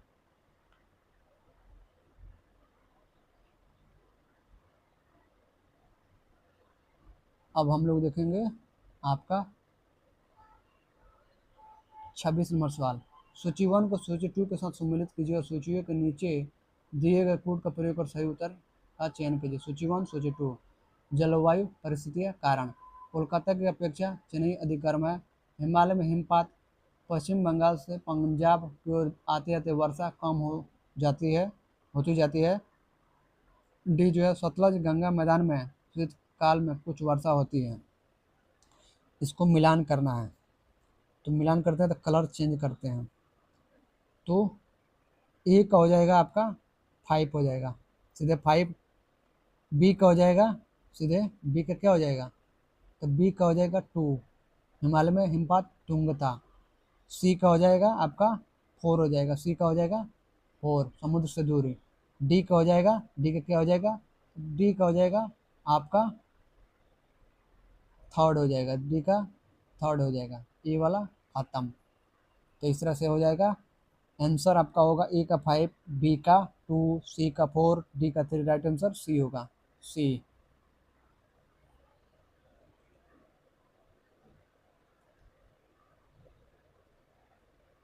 सैद्धांतिक रूप में चेन्नई, मद्रास, कोलकाता कलकत्ता की अपेक्षा विषुवत रेखा के निकट अधिक निकट है। यद्यपि कि दोनों समुद्र तट पर स्थित है, फिर भी दोनों के बीच का अक्षांशीय अंतर चेन्नई का अधिक गर्म होने के कारण हो सकता है।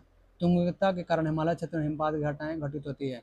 दक्षिण पश्चिम मानसून की पूर्वी शाखा आराकान योमा एवं दक्षिणी हिमालयी ढलानों से टकराकर पश्चिम की ओर मुड़कर पंजाब तक जाती है। जैसे जैसे समुद्र से दूरी बढ़ती जाती है, आर्द्रता कम होते जाने के कारण वर्षा की मात्रा भी कम होती जाती है।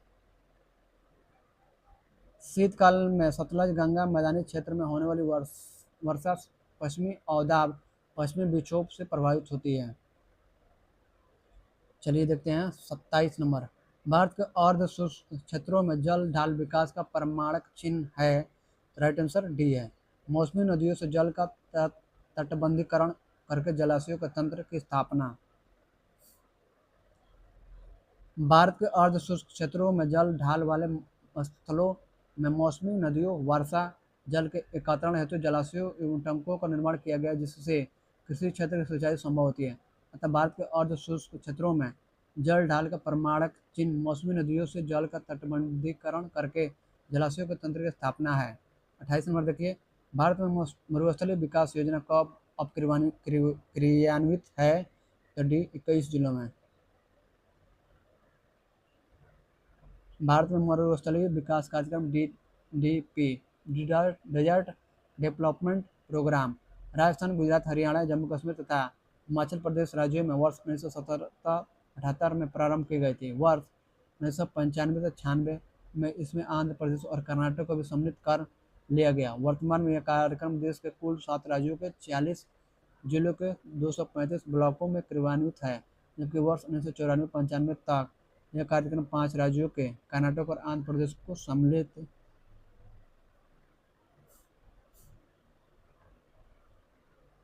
किए जाने के पहले 21 जिलों के 131 ब्लॉकों में क्रियान्वित किया जा रहा था। अतः जब प्रश्न पूछा गया था उसके हिसाब से सही उत्तर विकल्प डी है।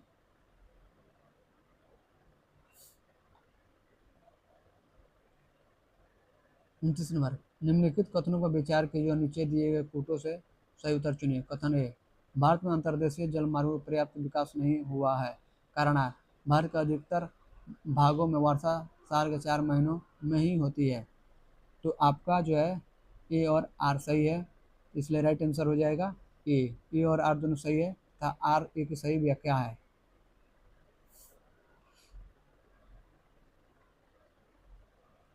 भारत में अंतर्देशीय जलमार्गों का पर्याप्त विकास नहीं हुआ है तब भारत के अधिकतर भागों में वर्षा साल के 4 महीनों में ही होना इसका मुख्य कारण है। अधिकांश समय तक मौसमी नदियों में परिवहन योग्य जल का अभाव रहता है, जिससे अंतर्देशीय जलमार्गों के विकास में बाधा उत्पन्न हो जाती है। अतः कथन और कारण दोनों सही है तथा कारण कथन की सही व्याख्या कर रहा है। 30 नंबर, चेरापूंजी स्थित है तो सी खासी पहाड़ी है। चेरापूंजी अब सोहरा मेघालय राज्य में खासी पहाड़ियों पर स्थित है। 31 नंबर, दक्षिण पश्चिम मानसून काल में निम्नलिखित स्थानों में से सबसे कम वर्षा कहाँ होती है? सी चेन्नई में। दक्षिण पश्चिम मानसून काल में दिए गए स्थानों में सबसे कम वर्षा जो है चेन्नई में होती है, तो इसलिए आपका राइट आंसर सी चेन्नई था। इसी के साथ आज जो है जलवायु का मानसून और वर्षा दोनों समाप्त हुआ। चलिए मिलते हैं। जय हिंद, जय भारत, भारत माता की जय। अपने ख्याल रखिए, अपने माता पिता परिवार समाज अपने देश का ख्याल रखिए। अपने माता पिता परिवार अपना सपने को पूरा कीजिए, अपना नाम रोशन कीजिए, आगे बढ़िए, सफल होइए। और भगवान से मेरी यही कामना है, यही प्रार्थना है कि आप सफल होइए, अपने सपनों को पूरा कीजिए और लाइफ में आगे बढ़िए। जय हिंद, जय भारत, भारत माता की जय। चैनल को लाइक, सब्सक्राइब और कमेंट जरूर कीजिए, क्योंकि आप यहाँ पर फ्री में पढ़ेंगे।